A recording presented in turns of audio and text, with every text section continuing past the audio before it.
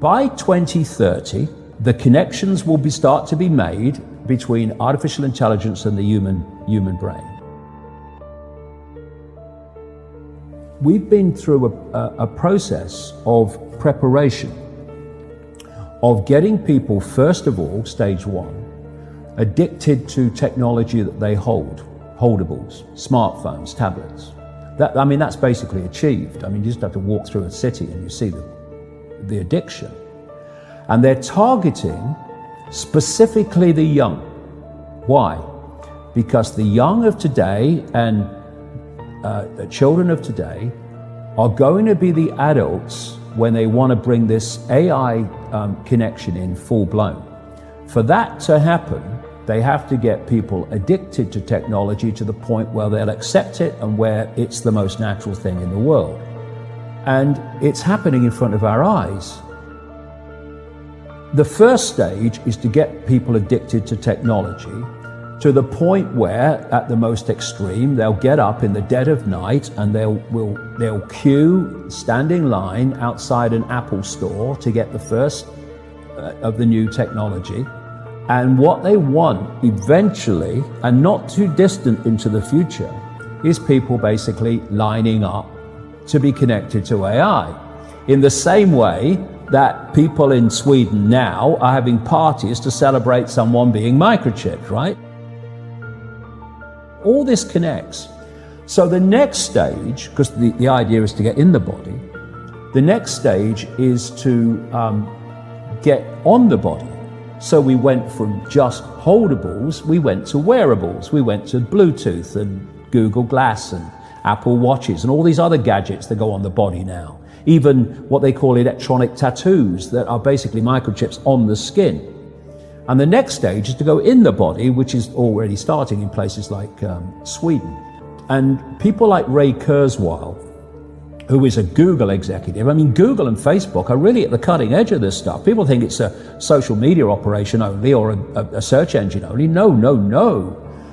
This whole Google group now, which is given the name Alphabet, are absolutely at the cutting edge of this whole AI technology. So is Amazon.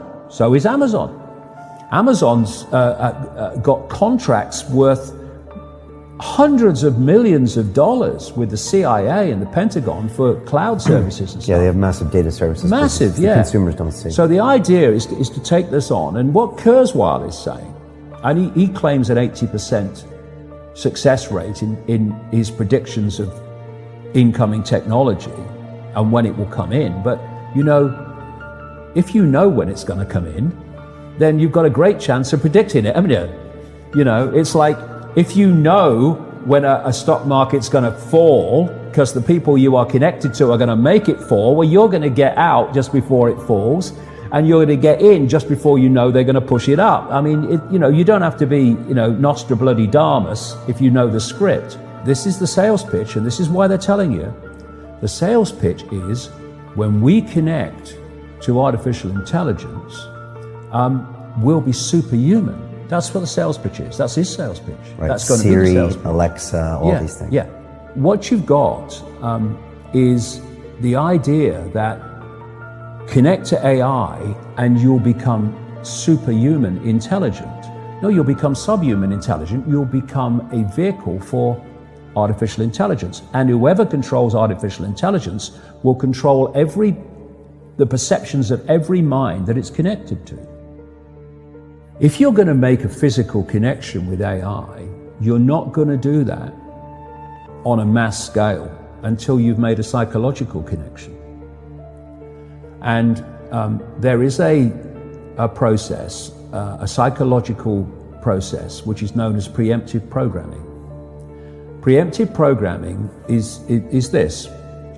You're going to usher in a world that is so different, so dramatically different to what anyone's been used to, that you're going to have an obvious resistance purely by the chasm of difference between the world people are used to and the world you're taking them into. A resistance that says, hold on a minute, you want to do what? What? So you prepare them for it through preemptive programming. You put out a stream of movies out of elite-controlled Hollywood. You put out television programs, you put out books, you put out all these things that basically portray the world you want to take people into. This is why you've seen so many movies about control by robots, control by technology, of synthetic humans. You have the dystopian society being portrayed and portrayed and portrayed. And what that's doing, it's making the subconscious, to an extent the conscious mind, familiar with the world you want to usher in. So when you literally start to bring it in, there's not that chasm that there would have been before. There is almost a familiarity with it because you prepared people by portraying it over and over again in movies. Another part of this psychological connection with artificial intelligence, so we'll accept the outcome that I've talked about, is these Alexas and these Echoes and these so-called office assistants or personal assistants. You start to interact with them as if they're human. And now they're bringing in internet-connected toys for kids, even little kids, and Barbie dolls that they can actually have conversations with artificial intelligence. They're now bringing in these robots that are, these synthetic robots that are looking more and more like humans, a lot of them coming in from the East. And this is a whole psychological process of familiarizing us with artificial intelligence, to getting people to interact with it until it becomes the most natural thing in the world. By 2030, the connections will start to be made between artificial intelligence and the human brain. And the human brain will be connected to what he calls the cloud.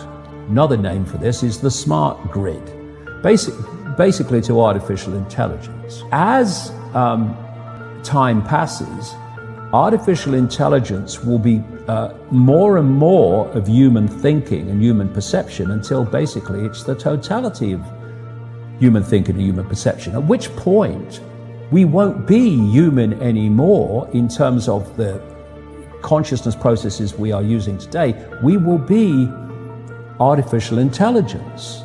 And this is the assimilation I'm talking about. If you are connecting the human mind to a grid, a global technological grid, that grid can be centrally controlled. It will take at the center point very, very few people to run it, and even fewer to decide how it's run. I say this to kids and anybody else: how long could you live without your smartphone? What is an alcoholic?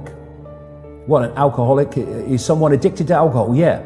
Why is he addicted to alcohol? Because he can't stop drinking it. But you can't put your phone down. And if you do, within a few minutes you pick it up again because you're addicted to it. So are you controlling that bit of technology in your hand, or is that controlling you? That's controlling you. Do you want your life controlled by a bit of technology? Do you want the rest of your life controlled by it? Or are you now going to go, I'm putting this down? If technology is going to be the servant rather than the governor, it has to serve the interests of humanity, and humanity does not have to serve it. We're in a situation now where humanity is serving technology. And it will be serving AI. Increasingly, it is serving AI in its algorithmic expression.